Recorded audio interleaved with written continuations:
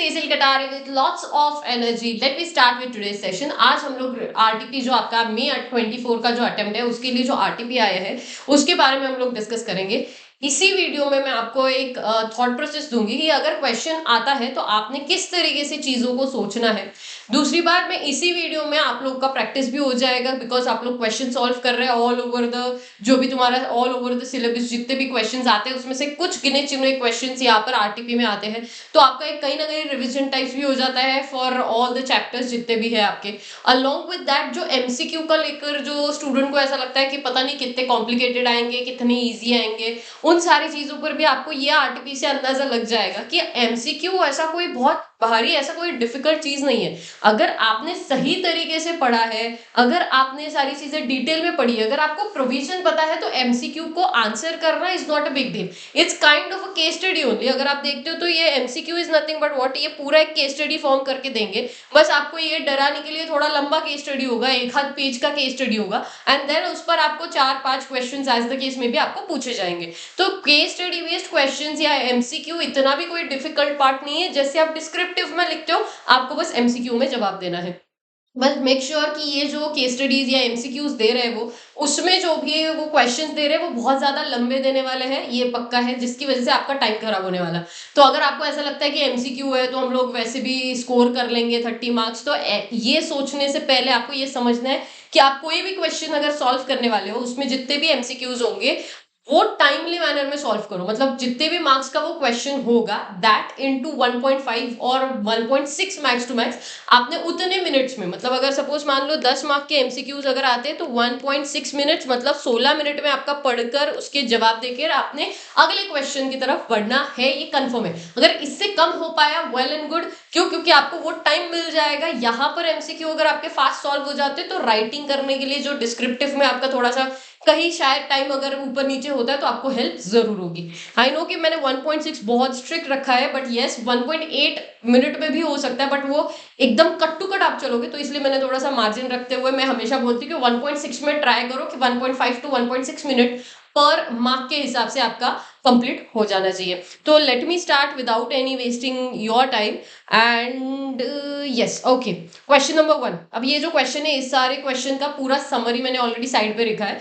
अब जब मैंने ये बात अपने बारे में नोट करी, जब मैंने पूरा केस स्टडी पढ़ा एंड जब when I was plotting this everything on one side, ठीक है, सो दैट आंसर्स के लिए मेरे लिए बहुत आसान हो, तो मुझे ये नोट हुआ कि मतलब अपने बारे में ही मैंने ये नोट किया कि ये जब हम प्लॉट कर रहे हैं इन्फॉर्मेशन तो बहुत सारी इन्फॉर्मेशन ऊपर नीचे दी हुई है, तो मेक श्योर कि आप सही तरीके से उसे प्लॉट करो। दूसरी बात, जब आपको इस तरीके से चीजें आती है ना जहां पर आपको बहुत सारे डेट्स दिए जाएंगे, बहुत सारे नंबर्स दिए जाएंगे, तभी ये मेहनत करना कि आप बहुत सारा ये मतलब चार्ट फॉर्म में वगैरह इस तरीके से आप डालो। और वो भी इसीलिए बिकॉज अगर आपने ये कर दिया तो गारंटी आपके मार्क्स कटेंगे नहीं, आप गलत जवाब नहीं दोगे provided you know the provision, ठीक है। लेकिन अगर आप वही देखते हो कि आगे के क्वेश्चंस अगर आप देखोगे, जैसे अभी इधर भी बहुत सारे डेट्स थे लेकिन थर्ड क्वेश्चन था इसमें कोई डेट्स वगैरह का कोई मैटर नहीं था, तो मैंने उस क्वेश्चन के लिए कोई चार्ट वार्ट ऐसा कुछ भी राइटिंग नहीं किया, बस हाईलाइट करते चले गए कि आपको ये क्वेश्चंस जो है वो क्वेश्चंस आपको समझ जाने चाहिए कि इतने क्वेश्चन में इतना ही इंपॉर्टेंट है, तो उसको हाईलाइट करो और आगे बढ़ो पूरा क्वेश्चन पढ़ने के लिए। सेकेंड थिंग जो मैंने नोट किया, मैंने ये इसीलिए मेहनत करी, पहले आपको रिकॉर्ड करने से पहले मैं चाहती तो डायरेक्टली आरटीपी आकर रिकॉर्ड कर सकती हूँ, मुझे कोई दिक्कत नहीं है, डायरेक्टली क्वेश्चन रिकॉर्ड कर दिया, आंसर्स तो पता ही रहते, तो वो डायरेक्टली बताना कोई बिग डील नहीं था मेरे लिए। लेकिन मैंने ये मेहनत करी कि मैंने पूरा आरटीपी एक बार गो थ्रू किया सो दैट हर एक क्वेश्चन स्पेसिफिक मुझे अगर आप लोगों को कुछ एडवाइस देना है तो वो मैं दे सकूं, इसीलिए मैंने ये मेहनत करी है। तो इसमें मुझे ये नोट हुआ कि जब इस तरीके के क्वेश्चंस आते हैं तो मैं हमेशा देखो, मैं हमेशा बच्चों को बोलती हूँ कि पहले एमसीक्यू के क्वेश्चंस पढ़ो and then go to your answers, या you go to your answers मतलब go to your questions again, मतलब पूरा केस स्टडी पढ़ने के लिए बाद में जाना, पहले जो एमसीक्यू के क्वेश्चंस है वो पढ़ के लो। मैं हमेशा ये बच्चों को बोलती हूँ। बट मैंने एक चीज नोट करी, जब मैं ये क्वेश्चंस अभी अगर पढ़ लूँ तो भी कोई एज सच ऐसा कोई फायदा नहीं हुआ अगर पहले क्वेश्चन पढ़ते हो इस तरीके के क्वेश्चंस में जहां पर बहुत सारा डेटा है, नंबर्स है, तो फिर कोई फायदा नहीं होता है। सो इट्स बेटर कि you directly start with the case study and then jump on the questions and answers. तो टेक्निक हमेशा याद रखो। टेक्निक क्या है एमसीक्यू का, अगर आपके नंबर्स और बहुत सारे डेट्स का झमेला होगा तो डायरेक्टली फर्स्ट केस स्टडी आपको देख के पता चल जाएगा कि बहुत सारे डेट्स है, बहुत सारे नंबर्स है। तो पहले केस स्टडी पढ़ो, फिर क्वेश्चंस पे जाओ। और अगर ऐसा नहीं है देन पहले पूरा क्वेश्चंस या जो एमसीक्यू है वो बहुत फास्टली गो थ्रू करो and then case study read करो, so that you will get the answer. This is the technique for MCQ. ये सबसे पहला तो आप समझ लो। अब let me start with this case study. मैंने यहाँ पर ऑलरेडी प्लॉट किया है, तो I can directly instead of reading मैं डायरेक्टली आपको चार्ट फॉर्म में बता देती हूँ कि क्या लिखा हुआ है। एक गोल्डन लिमिटेड कंपनी है जो कि एक लिस्टेड कंपनी है, जिसका ऑथोराइज कैपिटल है 20 करोड़ का, जिसका ऑथोराइज कैपिटल है 20 करोड़ का, जिसमें 2 करोड़ के शेयर्स है फॉर ₹10 ईच, और पेड अप शेयर कैपिटल है 10 करोड़ का, 1 करोड़ के शेयर्स फॉर ₹10 ईच। इसका जो रजिस्टर ऑफिस है वो दिल्ली में है एंड नोएडा में कॉर्पोरेट ऑफिस है। ये डालने की वजह से बच्चे को कंफ्यूज करना है कि कॉर्पोरेट शब्द देखते से उसे लगेगा कि कॉर्पोरेट मतलब ये रजिस्टर ऑफिस से भी ज्यादा इंपॉर्टेंट ऑफिस होगा, ऐसा नहीं। रजिस्टर ऑफिस जो है वो मेन ऑफिस है एंड अलोंग विद दैट उसके जो ब्रांचेस होते हैं उसको one of the branches corporate office के नाम से है, जहाँ जो कि उनका है नोएडा में। ये गोल्डन लिमिटेड जो लिस्टेड कंपनी है इसके कुछ सब्सिडरी कंपनीज है, जिसमें से सबसे पहली सब्सिडरी कंपनी है D company, Holi own subsidiary जो है, जो कि 8/1/2022 को उन्होंने इनकॉर्पोरेट करी थी, जो कि एक सप्लाई ऑफ मटेरियल्स करती, स्टील, आयरन, सीमेंट एक्सेट्रा। जिसका फाइनेंशियल स्टेटमेंट जो इस कंपनी ने डिसाइड किया है वो 8 तारीख से लेकर 8 जनवरी से लेकर 31 जनवरी 2022 तक का ही रखा है। तो यूजुअली ऐसा होता है ना, फाइनेंशियल ईयर अगर आपका आफ्टर जनवरी हो तो आपके पास ऑप्शन होता है कि आप चाहो तो बाद में मतलब आपका नेक्स्ट फॉलोइंग दैट ईयर का फाइनेंशियल ईयर आप चूज कर सकते हो, तो ऐसा पॉसिबल है। लेकिन इन्होंने ऐसा नहीं किया है डी वालों ने। लेकिन और एक जो उन्होंने ई करके जो उनकी है और एक सब्सिडरी कंसल्टेंसी फर्म जो उन्होंने ली मतलब इनकॉर्पोरेट करी, होली ओन सब्सिडरी मतलब 100%, उस कंपनी ने डिसाइड किया कि वो अपने फाइनेंशियल स्टेटमेंट जो है वो 2022 तक नहीं तो 2023 तक मेंटेन करेंगे। तो इसकी वजह से क्या हुआ, और इसके बाद इन्होंने सिर्फ इतना नहीं किया, ई लिमिटेड ने क्या किया है, XYZ एक पार्टनरशिप फर्म भी इनकॉर्पोरेट कर ली, 100% पार्टनरशिप फर्म है। एंड जो डी है उसने एफ लिमिटेड इनकॉर्पोरेट कर लिया 1 जुलाई 2022 को 100%। अब ये सारा चीज देखने के बाद ही आपको समझ जाता है कि इन सब में आपको कहीं ना कहीं ये आएगा कि फाइनेंशियल स्टेटमेंट उन्होंने कब मेंटेन करे और एजीएम वाला मैटर क्या है। तो एजीएम का डेट उन्होंने बताया है 16 अगस्त 2023। Along with that presented and adopted, मतलब 21-22 के जो फाइनेंशियल स्टेटमेंट है ग्लोबल के, अब देखो ग्लोबल एक उनकी होल्डिंग कंपनी हो गई, बाकी सारे सब्सिडरीज है। तो जो सब्सिडरी कंपनीज है वो उन जो होल्डिंग कंपनी होती है उनके इसमें क्या होता है, एक तो स्टैंड अलोन फाइनेंशियल स्टेटमेंट भी जाएगा प्लस कंसोलिडेटेड भी जाएगा। तो सीधी सी बात है, क्वेश्चन में ही आपको मतलब केस स्टडी में ही आपको खुद को एक हिंट लग जाता है कि क्वेश्चन किस तरीके का होगा आगे जाके, ठीक है। अब इसमें उन्होंने दिया है कि फाइनेंशियल स्टेटमेंट जो प्रेजेंट हुआ है 21-22 का वो 25/8 को हुआ है एंड अडॉप्ट किया है 2/9 को, एंड 22-23 का जो है वो stand alone financial statement and consolidated को लेकर क्वेश्चन है। तो जिसको उन्होंने इनको मतलब प्रेजेंट किया हुआ है 20 अगस्त को एंड 26/9 को अडॉप्ट किया हुआ है। अब ये हो गया तुम्हारा बेसिक केस स्टडी का प्लॉटिंग कि किस तरीके से क्वेश्चन आने के बाद आपने प्लॉट करना है। ये पूरा मेरा प्लॉटिंग हो गया। अब मैं चलती हूँ सबसे पहले तो पहले सवाल पर। पहला सवाल क्या है, on the basis of given the अरे आजा on the basis of the above facts and applying the applicable provisions of the Companies Act, applicable rule, which of the following is correct। आपको ये बताना है कि नीचे दिए हुए कौन कौन सी चीजें सही है। सबसे पहला, what is the last date of conducting AGM for E Limited। अभी आपको खुद को समझ गया कि E Limited को लेकर एजीएम का सवाल है, मतलब एजीएम वाले प्रोविजंस को आपको याद करना पड़ेगा। अब देखो एजीएम जो है ई लिमिटेड का, पहली बात तो कब से लेकर कब तक उन्होंने फाइनेंशियल स्टेटमेंट बनाने हैं, वो फाइनेंशियल स्टेटमेंट बना रहे हैं 2/1/22 से लेकर 31 मार्च 2023 तक का फाइनेंशियल स्टेटमेंट बना रहे हैं।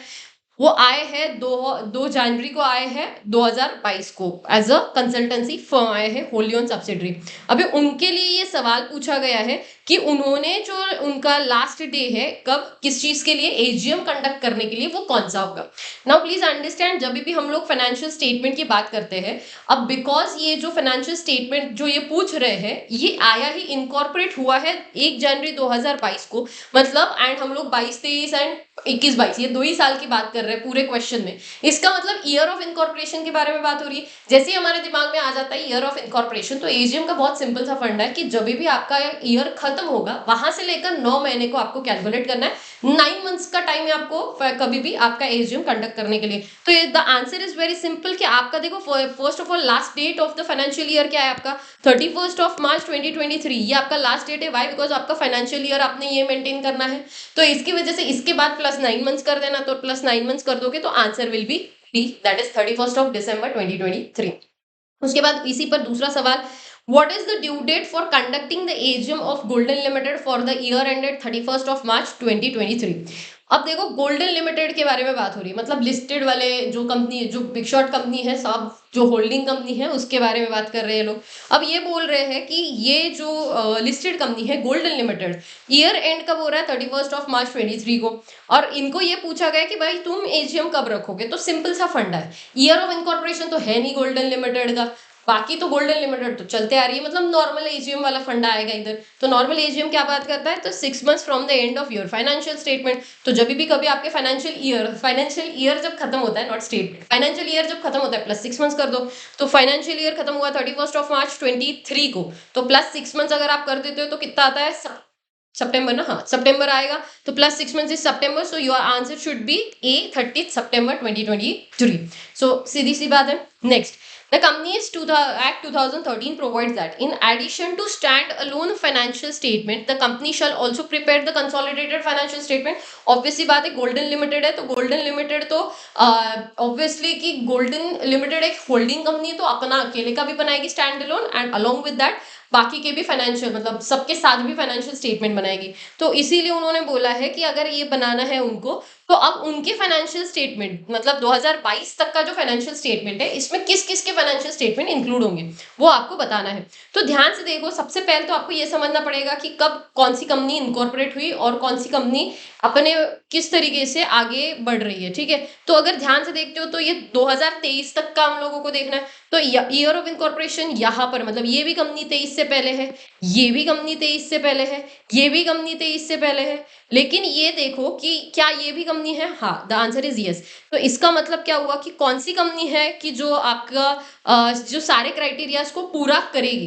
ठीक है। लेकिन ये देखो, इसके साथ साथ और एक चीज भी आपको समझनी पड़ेगी कि इसमें देखो, ये तो बहुत सिंपल सा फंडा है कि डी लिमिटेड तो आनी है, गोल्डन एंड डी लिमिटेड तो आ ही जाएगी, तो गोल्डन डी सब जगह है, तो गोल्डन डी तो फाइनल हो गया। अब बात करेंगे क्या ई XYZ एंड F आएंगे या नहीं। तो सबसे पहले तो ई लिमिटेड की बात कर देते हैं, ठीक है। ई लिमिटेड कहाँ है, ये रही ई लिमिटेड, जो कि आई है 2/1/2022 में।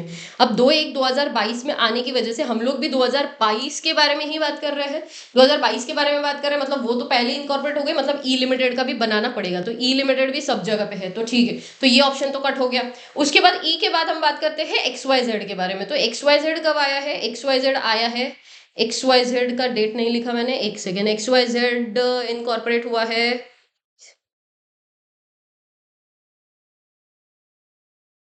DF, XYZ ऊपर है क्या, 100%, हाँ 100% पार्टनरशिप, अच्छा है, दिया ही नहीं उन्होंने इसलिए मैंने भी नहीं लिखा। सो इट इज अज्यूम कि जिस भी दिन ये आया था, नहीं लिखा है 5 जनवरी 2022। तो चलो 5 जनवरी 2022 मतलब ये भी आ गया 5 जनवरी 2022, तो इसका मतलब ये भी आ जाता है इसी में, तो इसका मतलब XYZ भी आना चाहिए, तो ये वाला ऑप्शन भी हट गया। अब देखते जो आपका लास्ट कंपनी है F लिमिटेड। F लिमिटेड कब आया है, F लिमिटेड आया है 1 जुलाई 2022 को आया है, करेक्ट। क्या ये 2022 तक के 31 मार्च में आता है, नहीं। तो इसका मतलब F लिमिटेड के तो फाइनेंशियल स्टेटमेंट आ ही नहीं सकते, बिकॉज आया ही नहीं, कंपनी बच्चा पैदा नहीं हुआ, कहाँ से स्टेटमेंट बनाओगे उसका। तो इसका मतलब your answer should be C, ठीक है। ये भी आंसर नहीं हो सकता क्योंकि यहाँ पर F लिमिटेड लिखा है, सो इसकी वजह से ये आंसर नहीं होगा। ये E लिमिटेड है, इधर E है, हाँ, तो इसकी वजह से आपका answer should be C. Next, अगर 31 ऑफ मार्च 23 की बात करेंगे तो ऑब्वियसली सारा ऑप्शन जो जिसमें होगा गोल्डन है DEFS, तो your option should be D. Why? Because 23 है ना, तो सभी लोग बन गए थे, तब तक सारे बच्चे आ गए थे, तो इसके लिए सब आगे आने की वजह से answer will B D. And last, कौन सा स्टेटमेंट सही है, हाँ कौन सा स्टेटमेंट सही है कैसे समझोगे। सबसे पहले तो देखो कि इन्होंने कौन से कॉन्टेक्स्ट में क्वेश्चन डाला है, कौन से कॉन्टेक्स्ट में ये क्वेश्चन बात कर रहा है कि नोटिस दी हुई है। तो नोटिस सबसे पहले तो नोटिस एंड देन अगर आप ऑफिसेज देखते हो तो आपको समझ जाता है कि पहली बात तो मुंबई के बारे में कोई बात ही नहीं है पूरे क्वेश्चन में, तो ए ऑप्शन गलत होगा फॉर श्योर। अब बचा सवाल दिल्ली एंड नोएडा का, तो नोएडा कॉर्पोरेट ऑफिस है तो इधर भी नोटिस का कोई सवाल आता नहीं है। अब बचा दिल्ली एंड दिल्ली, करेक्ट है। अब 26 जनवरी 2023 को आपने नोटिस देना है, करेक्ट है, हाँ या ना। 26 जनवरी 2023 को अगर नोटिस 26 जनवरी 2023 को अगर आपकी मीटिंग है तो ऑब्वियस सी बात है कि आपका जो ये होगा, क्या आपका जो नोटिस होगा वो दिल्ली ऑफिस में ही जाएगा, because it's a resistor office, हाँ या ना, करेक्ट, बात सही है। अब इसके बाद उनको ये क्वेश्चन करना है। अब इसके बाद तो ये तो समझ गया कि हमें बी या तो सी में से। सवाल ये है, golden limited had to give the notice of holding the AGM in Delhi on Monday 26th of September 23 at 11 AM और 8:30 AM। अभी ये 8:30 और 11 को लेकर उन्होंने पंगा किया है, तो दोनों में से जो टाइम उन्होंने लिखा होगा यहाँ पर कहीं ना कहीं टाइम लिखा होगा 11 तो या तो 8:30, कुछ ना कुछ तो टाइम लिखा होगा, उसके कॉन्टेक्स्ट में आपको बस समझाना है कि कब। और अगर नहीं लिखा है तो इसका मतलब यूजुअल बिजनेस आवर्स में लिखा जाता है, करेक्ट है। मीटिंग जो है वो यूजुअल बिजनेस आवर्स में होता है, तो usual business hours is usually 9 to 6, तो इसलिए 8:30 वाला ऑप्शन वैसे भी हट जाएगा। यस, नहीं लिखा हुआ है उन्होंने टाइम, तो वेरी क्लियर है कि टाइम नहीं लिखा है, तो यूजुअल बिजनेस आवर्स, तो इसकी वजह से answer will be B and not D. I hope so you understood how you should approach any MCQ का केस स्टडी बेस्ड क्वेश्चन अगर आता है तो क्या करना है। उसके बाद बात करेंगे अगले केस स्टडी बेस्ड क्वेश्चन पर। क्या हुआ है देखो यहाँ पे, ये जो केस स्टडी है दूसरा, उसमें लिखा हुआ है ओएमएक्स सॉफ्टवेयर इनकॉर्पोरेशन। कितने टाइम में सॉल्व किया है हमने, देखो 16 मिनट में सॉल्व किया है। अभी अप्रोक्सीमेटली 10 मार्क का क्वेश्चन था, 10 mark into 1.6 that is 16 minutes. उसमें भी मैंने बहुत सारी चीजें पहले बोल दी थी, तो अराउंड 16 मिनट्स में एग्जैक्टली सॉल्व होना चाहिए, और वो हो रहा है, ये आप लोग को समझाना था। अब चलो next, OMX software incorporation that is USA की कंपनी है, जिसका डायरेक्टर है मिस्टर पीटर, जिसने 100% एक सब्सिडरी कंपनी फॉर्म करी है ओएमएक्स सॉफ्टवेयर प्राइवेट लिमिटेड, जिसका रजिस्टर ऑफिस बैंगलोर में है। ये इंडिया में एक कंपनी इनकॉर्पोरेट करी है, जिसके डायरेक्टर है रजत, शुभम, पीटर एक्सेट्रा। ये रजत एंड शुभम जो है वो रेसिडेंट है, पीटर जो है वो यूएसए में रहता है। अब रजत जो है, रजत ने क्या किया है देखो, रजत जो है वो रेसिडेंट है ना, रजत जो है वो रेसिडेंट है, मतलब इंडिया में रहता था। अब हुआ ये कि इंडिया में रहता था, लेकिन कुछ काम की वजह से वो इंडिया से बाहर चला जाता है। अगर वो कुछ काम की वजह से इंडिया से बाहर जा रहा है तो कब से कब तक बाहर जा रहा है देखो, कब से कब तक बाहर जा रहा है। एक तो वो जा रहा है 2/11/2021 से लेकर 12/2/2022 तक, एंड उसके बाद वापस से 26 फरवरी को जाकर 25 अगस्त को आ रहा है। एंड इन दैट ड्यूरेशन उसने क्या किया है, 27 अप्रैल 2022 को उसने एक रेसिडेंशियल प्रॉपर्टी बाय करी जो कि यूएसए की है। अब ये हो गया तुम्हारा पूरा केस स्टडी। अब इस केस स्टडी बेस्ड उन्होंने कुछ सवाल पूछे हैं, जिसमें से अब आपको देख के ही समझ गया कि जो सवाल पूछे गए हैं वो फेमा के बेस्ड होगा, क्यों, क्योंकि रेसिडेंट आया, नॉन रेसिडेंट आ गया, फिर उसके बाद प्रॉपर्टी बाय कर ली, तो ये समझ गया कि हमें रेसिडेंट नॉन रेसिडेंट वाला फेमा वाला जो फंड है उसमें खेलना है। तो ये तो सवाल में समझ जाता है। अभी देखते कि एग्जैक्ट सवाल क्या है। पहला सवाल पूछा है कि नीचे जो लिखा हुआ है उसमें से कौन सा ऑप्शन सही है, वो तो पहले चूज करना है, ठीक है। अब देखो question number 6, considering the provisions of FEMA which of the option is correct for Rajat. सबसे पहले लिखा है रजत जो है ट्रीटेड एज रेसिडेंट। सबसे पहला तो रेसिडेंट वाला आपको कॉन्सेप्ट याद करना होगा, कौन सा बंदा, देखो एक तो बहुत क्लियरली उन्होंने लिख दिया था कि जो भी बंदा इंडिया में 182 डेज या ज्यादा के लिए रहता है वो रेसिडेंट होता है। एंड अगर ऐसा होता है, लेकिन कि अगर कोई इंडिया का बंदा, अगर कोई रेसिडेंट इंडिया से बाहर जाता है फॉर फॉलोइंग रीजन, जैसे कि बिजनेस पर्पज से बाहर जा रहा है या अनसर्टन पीरियड के लिए बाहर जा रहा है, तो मैंने आपको सिखाया था कि उसने अपने देश से गद्दारी करी तो अपन भी गद्दार बन जाएंगे, उसको नॉन रेसिडेंट बोल दो, है ना। आपको याद होगा, तो मैंने इस लैंग्वेज में बोला था आपको याद करने के लिए। तो अगर वो बाहर चला जाता है तो वो ऑब्वियसली बात है, वो उस टाइम पीरियड के लिए तो रेसिडेंट तो है नहीं अपने लिए। तो अगर जैसे ही हमको ये पता चल गया कि वो रेसिडेंट नहीं है, तो अब ध्यान से देखो क्या क्या लिखा जाता है। तो पहला लिखा है उन्होंने कि उसको रेसिडेंट ट्रीट करो, क्यों, क्योंकि वो 182 डेज से ज्यादा के लिए रहा है। लेकिन अगर हम लोग ये देखते हैं, ये कंडीशन तब लगाने का जब नॉर्मल केस हो। लेकिन अगर इंडिया का कोई बंदा बाहर चला जाता है, आपको याद होगा तो वो एबीसी ऑप्शंस आए थे, मैंने आपको इसके लिए रिवीजन वीडियो भी डाला है, लिंक डिस्क्रिप्शन में भी मिल जाएगा, उसमें हैंड रिटन नोट्स में भी समझा है। अगर इंडिया का कोई बंदा बाहर चला जाता है for the reason of business और अनसर्टन पीरियड के लिए, तो फिर एम्प्लॉयमेंट के लिए तो फिर हम उसको रेसिडेंट नहीं मानते हैं। तो 182 डेज वाला क्राइटेरिया तो वैसे भी अपने इसमें बैठता ही नहीं है, फिट नहीं आता। उसके बाद मिस्टर रजत ट्रीटेड एज नॉन रेसिडेंट, हाँ चलो ठीक है, ये शायद हो सकता है क्योंकि नॉन रेसिडेंट बोला गया है। उसके बाद भी वापस एक जगह पे नॉन रेसिडेंट है, इधर भी रेसिडेंट, तो पहले ही कट कर दो, पढ़ने का भी नहीं। अभी इन्होंने नॉन रेसिडेंट कब से कब तक ट्रीट किया, 22-23 एंड 23-24, और इधर उन्होंने लिखा है कि नॉन रेसिडेंट फॉर 22-23 क्योंकि वो छोड़ के चला गया था for business purpose of this, तो फॉर FY 23 एंड 24। तो सीधी सी बात है, जब भी वो चला जाएगा तो हम लोगों को ये देखना है, हम लोग तो बात कर रहे हैं कि क्या फेमा के हिसाब से वो रेसिडेंट माना जाएगा या नहीं।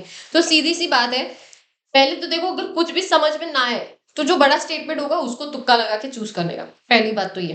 दूसरी बात, दोनों में नॉन रेसिडेंट है, ठीक है, दोनों में फर्क कितना है, सिर्फ इधर ये बोला गया कि 22-23 एंड 23-24 के लिए नॉन रेसिडेंट है, एंड इधर ये लिखा गया है कि क्यों नॉन रेसिडेंट है, बिकॉज वो एम्प्लॉयमेंट पर्पज के लिए बाहर गया। तो more appropriate your answer should B this, that वो जब बाहर चला गया बिजनेस करने के लिए तो आप उसको क्या मानोगे, नॉन रेसिडेंट ही मानोगे। तो answer will be very clearly. Then next is 7th वाला, कौन सा, फेमा के हिसाब से कितना अमाउंट आप दोगे बाहर, इंडिया के बाहर कितना अमाउंट दिया जाएगा।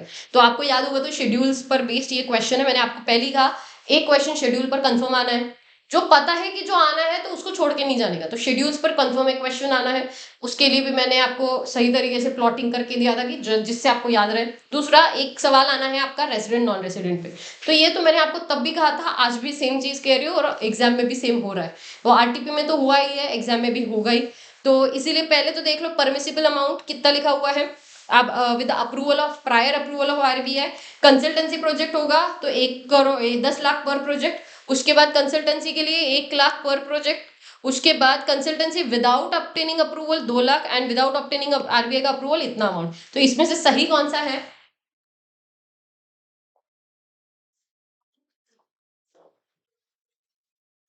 तो अगर ध्यान से देखोगे तो आपको अगर लिमिट्स वगैरह याद होंगे तो आपको समझ जाएगा, आपका जो सही जवाब है वो ए है। ये नहीं था, ये भी नहीं था, और ये भी नहीं था। तो आपको याद होगा तो RBI के अप्रूवल से आप ये सारे इतना अमाउंट का विड्रॉवल कर सकते हो। तो आई होप सो आपको वो टेबल अगर नहीं याद है तो प्लीज जाकर टेबल देख लो, मैंने डिस्क्रिप्शन डाला हुआ है लिंक यहाँ पे, हैंड रिटन नोट्स भी उस वीडियो के डिस्क्रिप्शन में ले लेना बाद में। चलो उसके बाद नेक्स्ट एट्थ, एट्थ में क्या लिखा हुआ है? अच्छा, उसने जो परचेस करी है रेसिडेंशियल प्रॉपर्टी, उसको लेकर आपको बताना है अब क्या सही है और क्या गलत। Purchase of residential property bye Rajat is a current account transaction, इस हिसाब से वो उनको बोलना है कि वो QA80 है। इस हिसाब से बोलना है कि रजत ने क्या किया है, सेल कर दिया before returning to India permanently resident in the as he becomes the subsequently for subsequent years.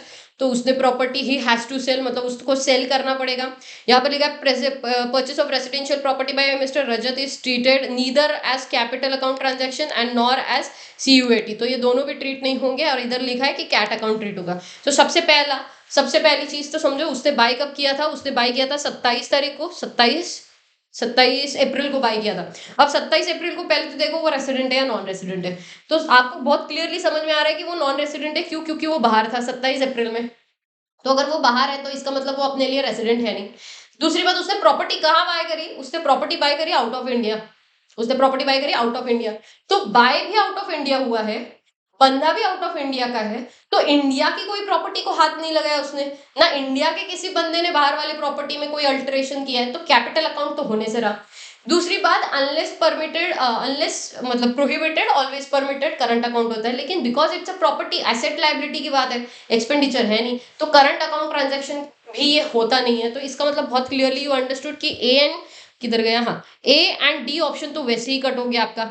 Next तीसरी बात, उसको सेल करना पड़ेगा, वाई, बिकॉज वो इंडिया में आता है। अरे लेकिन वो उसने तब लिया ना जब वो NRI था, तो जब वो NRI था तब उसने लिया, तो वो सेल क्यों करेगा, इसकी वजह से ये भी गलत जवाब है। तो सही आंसर क्या है आपको ये समझना है, सही आंसर क्या होगा, ये होगा ऐसा कई सारे स्टूडेंट ने सोचा होगा, ऐसा मुझे लग रहा है, ठीक है, ऐसा मेरा मानना है कि ये थॉट प्रोसेस से कई सारे स्टूडेंट ने जवाब दिया।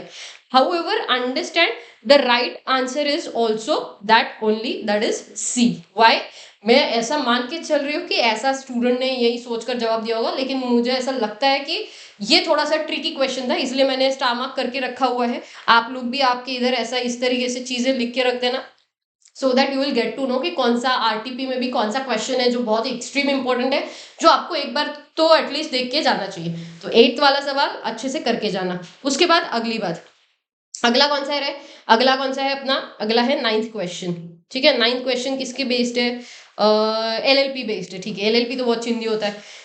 एलएलबी में क्या लिखा हुआ है देखो, देखते हैं सवाल, डायरेक्टली पढ़ लेते, देखते क्या होता है। By which the solid Lakkad LLP, क्या नाम दिया है, हाँ, required to file the notice with the ROC. अच्छा, उसने आरओसी के साथ नोटिस कब देना चाहिए? अच्छा, उसने क्या किया है, उसने चेंज किया है उसका एड्रेस। एड्रेस अगर चेंज करता है तो उसने नोटिस कब देना होता है? वेरी सिंपल, जब भी वो चेंज करे उसके विद इन 30 डेज। अभी पढ़ने की भी जरूरत नहीं पड़ी, मैंने बिना पढ़े ही समझ लिया मुझे कि अब देखो, ये मैंने भी पढ़ के बहुत साल नहीं, मतलब बहुत ऐसा नहीं कि मैंने इमीडिएटली पढ़ा और रिकॉर्ड किया, मैंने साल पहले पढ़ा था, लेकिन मुझे देखते से ही थोड़ा हिंट मिल गया कि 26 तारीख को, 16 तारीख को लिया है, चेंज इन रजिस्टर ऑफिस है, तो अगर 16 कौन सा है, नवंबर है, नहीं है, 16 नवंबर को लिया, मतलब सही आंसर क्या होगा? 16 दिसंबर। 30 डेज में देना होता है। तो बात खत्म हो गई। अगला सवाल, जितना हो सकता है उतना टाइम आप कम यूटिलाइज करो अपना ये सारी चीजों में, मतलब ये सारे पढ़ने में। और देखो, पढ़ना तो सही तरीके से है, लेकिन उसके बाद भी कम टाइम में, तो वो आपको टेक्निक डेवलप करना पड़ेगा धीरे धीरे।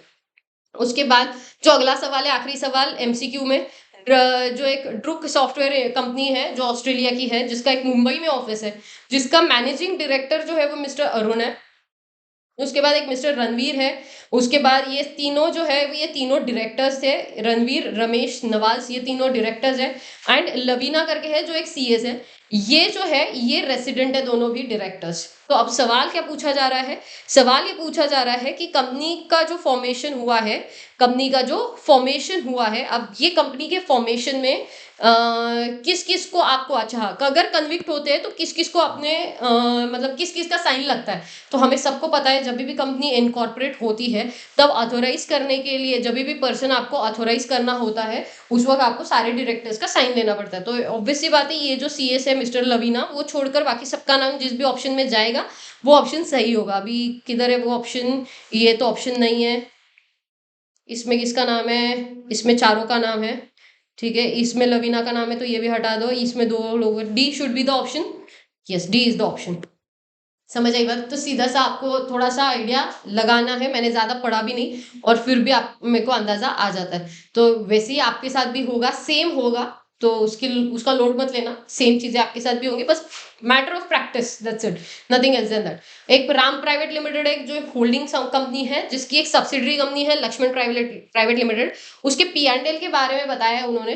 टर्नओवर दिया है 1.8 crore and paid up share capital दिया है 80 लाख, और पूछा है कि ये स्मॉल कंपनी है या नहीं है। तो मुझे एक बात बताओ, सबसे पहले तो स्मॉल कंपनी के बारे में लिखोगे। मैं हमेशा बच्चों को बोलती हूँ, जब भी आप स्मॉल कंपनी लिखते हो तो सिर्फ डेफिनेशन लिखकर मत छोड़ो, आप पूरा लिखो अलोंग विद द एक्सेप्शन। तो आपको होल्डिंग सब्सिडरी ये शब्द देखते से ही आपको क्राइटेरिया में जाना ही नहीं। अगर बच्चा गलती से क्राइटेरिया में देखने जाए तो उसे लगेगा कि ये स्मॉल कंपनी है, लेकिन ध्यान से समझो, एक चीज ने सारी बाजी पलट दी, that is holding and subsidiary. तो अगर आपको याद होगा तो हमने एक पढ़ा था, अगर एक्सेप्शंस आपको याद होंगे तो हमने पढ़ा था कि अगर होल्डिंग सब्सिडरी कंपनी है अगर कोई भी, तो फिर nothing in this section shall apply to holding and subsidiary companies. तो स्मॉल कंपनी ये नहीं होगी, मतलब ये कंपनी स्मॉल कंपनी का स्टेटस नहीं ले सकती। अब लिखते वक्त ध्यान से समझता, कई बार बच्चों को नहीं समझता प्रोविजन में क्या लिखे, एक्सप्लेनेशन एंड कंक्लूजन में कैसे लिखे। तो मैं अभी बता देती हूँ कि ये वाला जो पार्ट है आपका, ये वाला पार्ट, ये पूरा आपका प्रोविजन वाला पार्ट है। ठीक है,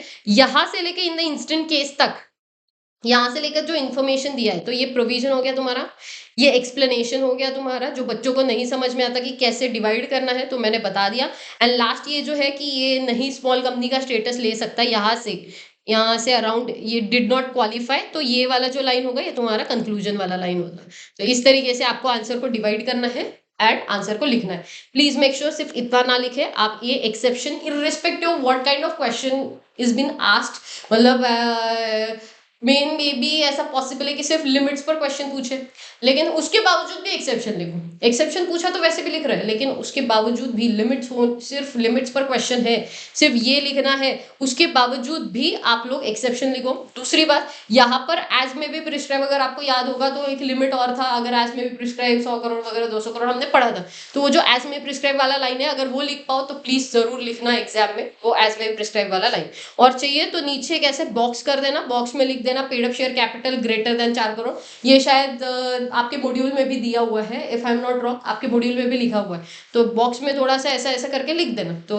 उससे और उस सामने वाले को नंबर्स इमीडिएटली ग्रास्प हो जाएंगे, उसको पता चल जाएगा तुमने नंबर्स भी देखे हैं एंड तुमको एक्सेप्शंस भी पता है।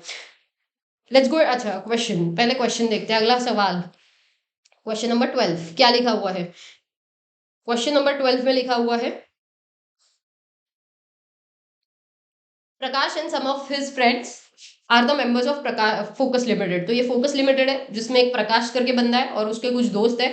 ये जो लोग हैं ये सारे मेंबर्स है कंपनी के, जिसका paid up share capital 1 crore का है। तो अब ये जो कंपनी का paid up share capital 1 crore का है उसको लेकर उन्होंने सवाल किया हुआ है कि उन सबको एक they intend to propose the resolution for the upcoming general meeting of the company which is being held in the new Delhi और रजिस्टर ऑफिस में। तो उससे रिलेटेड उनको कुछ मेंबर्स रेजोल्यूशन पास करवाना है, तो उसको लेकर आपको आपके ओपिनियंस देने। क्वेश्चन में ही आंसर छुपा है। अगर मेंबर्स का रेजोल्यूशन है तो आपको याद होगा तो सेक्शन 111 में सारी चीजें लिखी थी कि आपको अगर मेंबर्स रेजोल्यूशन पास करवाना है तो सबसे पहले उससे रिलेटेड मतलब आपको एक तो पहली बात, अगर आपको आप ये चाहते हो कि वो नोटिस में, वो जो भी आपका पॉइंट है वो नोटिस में इंक्लूड हो, तो आपको 6 वीक्स बिफोर योर मीटिंग आपको बताना होता है कि ये हमारे पॉइंट्स है जिसको हम चाहते हैं कि नोटिस में इंक्लूड किया जाए, नोटिस ऑफ जनरल मीटिंग में। या फिर अगर आपको नोटिस आने के बाद आपको ये पता चलता है इसमें ये गड़बड़ है, ये चीजें इंक्लूड होनी चाहिए, तो 2 weeks prior to your general meeting आपको ये सारी चीजें मेंशन करनी है। तो सबसे पहले तो आपको देखते ही समझ जाना चाहिए ये 2 पॉइंट्स कि not less than 6 weeks before the meeting and not less than 2 weeks before the meeting आपको रेजोल्यूशन को डिपॉजिट करना है। इसके अलावा ये आपके दिमाग में क्लिक होना चाहिए जैसे आप सवाल पढ़ो। अब क्या क्या चीजें दी है देखो 111 के बारे में। In the terms of Section 111 of Companies Act 2013, the members of the company had given a statutory right to propose a resolution in the general meeting, ठीक है, according to the subsection 1। लेकिन ये देना किसने है?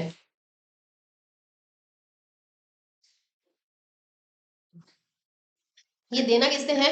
जनरल मीटिंग में ये जो चीजें देनी है आपको, minimum 1/10 of the paid up share capital carrying the voting rights वाले जो लोग होते हैं वो एलिजिबल होते हैं। मतलब अगर 1 करोड़ का पेड अप शेयर कैपिटल है तो उसका 1/10, 1 CR का पेड अप शेयर कैपिटल तो उसका 1/10 मतलब कितना होता है रे? 1 करोड़, 1 लाख, 10 लाख। तो 10 लाख जिनके पास भी ऐसा वोटिंग राइट वाला जो वोटिंग राइट कैरी करने वाला जो भी जिसके भी पास शेयर्स होंगे उतने मेंबर्स ने कंपलसरी ये करना चाहिए। तो उन्हीं के पास ये राइट होगा कि वो जाकर अपना रेजोल्यूशन दे पाए। फिर उसके बाद 2 और मोर कॉपीज दे देना, डिपॉजिट कर देना उसके रजिस्टर ऑफिस में। उसके बाद ये कितने टाइम पहले देना है, तो पहली बात तो ये कहाँ डिपॉजिट करना है, ये 2 पॉइंट्स बात करते हैं कितने टाइम पहले देना है। ठीक है, ये पॉइंट बात करता है कि आपको कैसे देना है, 2 और मोर कॉपीज देने हैं, तो ये कितने कॉपीज देने हैं उसके बारे में बात करेगा। एंड जो भी reasonably sufficient to meet the expenses होंगे तो वो दे देने हैं, एक्सपेंसेस पे कर देना। तो ये अगर आप कर देते हो तो आपका अलाउड किया जाएगा नोटिस जो भी होगा वो। तो ये दोनों चीजें आपको समझ जाती है क्वेश्चन में, कौन से क्वेश्चन में क्या लिखना है। देन नेक्स्ट जो सवाल है वो है section number, question number 13। Section number की बात कर रही हूँ, पहले क्वेश्चन तो पढ़ ले। पीक्यूआर लिमिटेड है, तो पीक्यूआर लिमिटेड है जिसका टर्नओवर जो है वो 150 करोड़ का है एंड आउटस्टैंडिंग लोन जो है वो 75 करोड़ का है पब्लिक फाइनेंशियल इंस्टीट्यूशन से। लेकिन उन्होंने जो पूरे साल में जो लोन लिया था वो 110 करोड़ का लिया था, जिसमें से 35 करोड़ उन्होंने रीपे कर दिया, जिसकी वजह से 75 करोड़ है। सीईओ का बोलना है कि इंटरनल ऑडिटर अपॉइंट करने की जरूरत नहीं है। Now very very easy that to understand कि अगर सेक्शन 138 की मैं बात करती हूँ तो अकॉर्डिंग टू सेक्शन नंबर 138 आपको कुछ क्राइटेरियाज दिए हैं, हाँ या ना? क्या क्राइटेरियाज है?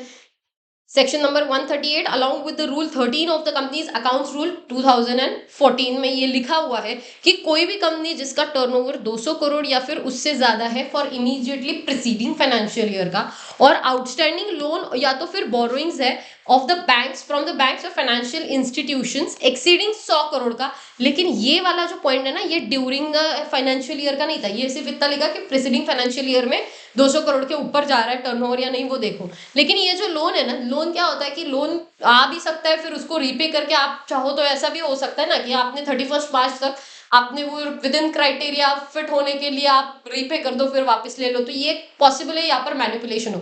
इसीलिए क्या बोला गया, at any point of time during the preceding financial year. तो आपने अगर लोन लिया है 100 करोड़ से ज्यादा तो ये देखा जाएगा कि कोई भी पॉइंट ऑफ टाइम पे हो, ऐसा नहीं देखा जाएगा कि बैलेंस शीट डेट पर सिर्फ। आपका क्या देखा जाएगा कि पूरे साल भर में आपने 100 करोड़ से ज्यादा लिया या नहीं लिया।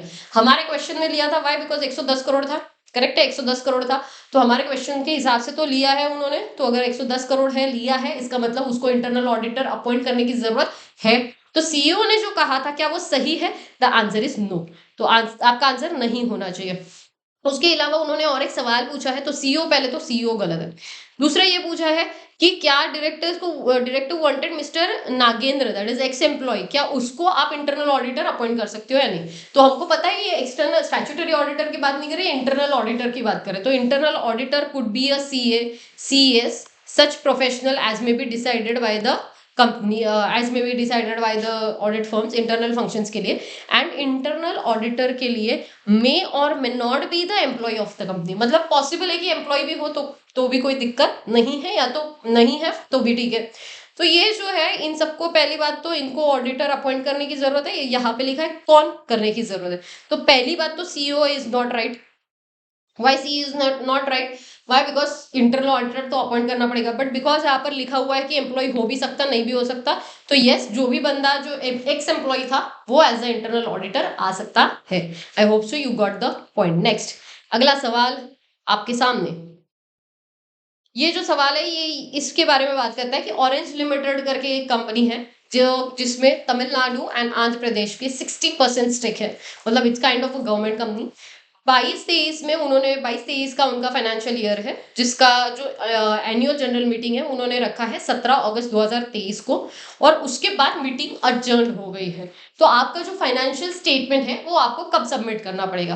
तो बहुत सिंपल सा फंड आपको पता है, अगर आपके फाइनेंशियल स्टेटमेंट से रिलेटेड अगर क्वेश्चन आता है तो हमें पता है सेक्शन नंबर 137 पे जाने का, फाइनेंशियल स्टेटमेंट का एडॉप्शन। बहुत इंपॉर्टेंट सेक्शन है, बहुत इंपॉर्टेंट क्वेश्चन भी है, इंपॉर्टेंट सेक्शन भी है, एग्जामिनेशन पॉइंट ऑफ व्यू से छोड़ के मत जाना, 137 पर काफी बार पूछते हैं। तो सिंपल सी बात है कि यार 137 की बात करें तो अगर पहली बात तो ये समझना है कि फाइनेंशियल स्टेटमेंट जब भी आपका एनुअल जनरल मीटिंग होता है उसके विद इन 30 डेज, जैसे ही आपने अडॉप्ट कर लिया आप 30 डेज में दो। अगर आपने अडॉप्ट नहीं किया है तो जो भी आपकी एडजर्न मीटिंग होगी तो आप उसके विद इन 30 डेज दे देना।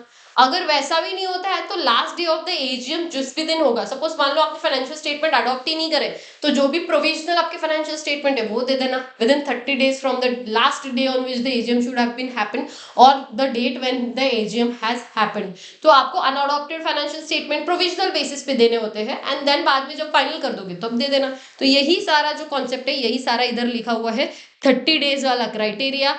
जब भी आपके प्रोविजनल फाइनेंशियल स्टेटमेंट है जब तक आपके फाइनल नहीं होते तब तक के लिए आप जब तक अडॉप्ट नहीं कर लेते एडजर्न मीटिंग में तब तक के लिए आप वो वाले दे दो, नहीं मतलब एडजर्न मीटिंग कर लिया तो उसके बाद वाले दे देना। तो इस तरीके से बहुत सिंपल सा फंड है, 30 दिन में एज मे बी प्रिस्क्राइब आपने करना है। बट ऑरेंज लिमिटेड ने बिकॉज स्टैट्यूटरी उनका ये बोलना था कि हमें करने की जरूरत नहीं, तो वो गलत है, उन्होंने कंप्लाई नहीं किया हुआ है तो उनको कंप्लाई करना पड़ेगा, दैट्स द थिंग। ये पूरा तुम्हारा एक्सप्लेनेशन का पार्ट हुआ, ये तुम्हारा कंक्लूजन का पार्ट हुआ, एंड ऊपर का तुम्हारा पूरा प्रोविजन हो गया। I hope so you understood. Next सवाल, क्वेश्चन नंबर 15। इतना टाइम हो गया? Okay, 37 minutes, good time. मतलब 37 मिनट्स में if you are solving this many questions it's good. ज्यादा क्वेश्चंस तो वैसे भी नहीं है। चलो, क्वेश्चन नंबर 15 क्या बात करता है? एनओपी लिमिटेड करके एक कंपनी है जिसका नेटवर्थ है 90 करोड़ का, जिसका टर्नओवर है 510 करोड़ का, जिसका लोन का अमाउंट है 1.5 सीआर का। इन्होंने डिपॉजिट लिया है 1/2/2024, 1 फरवरी 2024 को लिया है, जिसका रीपेमेंट उनको करना है 30/9/2028 को। मतलब 2024 के बाद 4 साल, मतलब 25, 26, 27, 28 एंड प्लस ऊपर से और कुछ महीने, मतलब 4 साल plus almost 6-7 month, 7 month almost almost. तो ये उनको कंप्लीट करना है, एंड डायरेक्टर का जो लोन है वो उनको 24 महीने में पूरा करना है। तो सवाल ये है क्या वो डिपॉजिट ले सकते हैं या नहीं, एलिजिबिलिटी क्राइटेरिया। एंड जो मिस्टर पी ने, जो पी किशोर जो उनका नाम है, जो डायरेक्टर है, उन्होंने जो लोन दिया हुआ है जो 24 महीने में वो रिपे होने वाला है, क्या वो डिपॉजिट के मतलब कॉन्सेप्ट में फिट होता है या नहीं। तो सबसे पहली बात तो एलिजिबल कंपनी आपको बनना पड़ेगा to take any of the deposit according, मतलब डिपॉजिट लेने के बाद आपको जो डिपॉजिट के सारे जो भी सेक्शंस है वो तब लगते हैं जब आप एलिजिबल कंपनी बनते हो। तो जो एलिजिबल कंपनी है उसका क्राइटेरिया उन्होंने सेक्शन नंबर 21E में बहुत क्लियरली लिखा है कि ऐसी कंपनीज जिसका नेटवर्थ जो है वो 500 करोड़ से ज्यादा होना चाहिए। तो आप लोगों के सामने आपको ये पता होना चाहिए कि एलिजिबल कंपनी मतलब या तो नेटवर्थ जो है वो 100 करोड़ एंड टर्नओवर जो है वो 500 करोड़ से ज्यादा होना चाहिए। तो ये जो क्राइटेरिया है ये और में आते हैं। करेक्ट। और में आते हैं, लेकिन हाउएवर आपने तो देख लिया कि टर्नओवर जो है 510 करोड़ का है, तो इसका मतलब पहली बात तो ये एलिजिबल बन जाती है। तो एलिजिबल बनने के बाद आपको ये समझना है कि उनको क्या करना पड़ता है, स्पेशल रेजोल्यूशन पास करना पड़ता है, and prior consent special resolution pass करके वो रजिस्ट्रार को देना पड़ेगा, और आपका जो भी डिपॉजिट है, वो बोरोइंग्स है, वो विद इन लिमिट होना चाहिए। तो सबसे पहली बात तो इन द गिवन केस, तो क्या आपकी कंपनी एलिजिबल कंपनी है? The answer is yes. तो एलिजिबल कंपनी को रीपेमेंट दे करने का बहुत सिंपल सा क्राइटेरिया उन्होंने दिया है, 36 मंथ्स में आपको रीपे करना पड़ेगा। अभी आपने 36 मंथ्स में किया क्या? The answer is no. इसका मतलब क्या वो अलाउड किया जाएगा? The answer is no. Correct. Maximum period of acceptance of deposits shall not exceed 36 months. तो रीपे करने का क्या कंप्लाई किया उन्होंने? The answer is no. दूसरी बात, जो भी डायरेक्टर से लोन लिया है, क्या वो डिपॉजिट के कॉन्सेप्ट में आता है? The answer is no. Why? Because जब भी डायरेक्टर ने पेमेंट दिया है, तो डिपॉजिट का क्राइटेरिया पूरा ऑल टुगेदर डिफरेंट है। एलिजिबल कंपनी यूजुअली पब्लिक से पैसा लेता है as by way of deposit. उन्होंने जो ये पैसा लिया, ये डायरेक्टर से लिया, ना कि पब्लिक से। इसीलिए डायरेक्टर का पैसा डिपॉजिट वाले कंपनी कॉन्सेप्ट में आता नहीं है, यही उन्होंने समझाया है कि वो रिटर्न में डिक्लेरेशन दे दिया, बात खत्म हो गई। Giving loan deposit shall not be treated as deposit. Why? Because it's not taken from a public, और ये आपको बस डिस्क्लोज करने का मैटर है, that's it, nothing else then that. Let's go ahead with the next question, which is question number 16। क्या बात करता है? देखो question number 16, it talks about foreign company का क्वेश्चन है ये। रीड।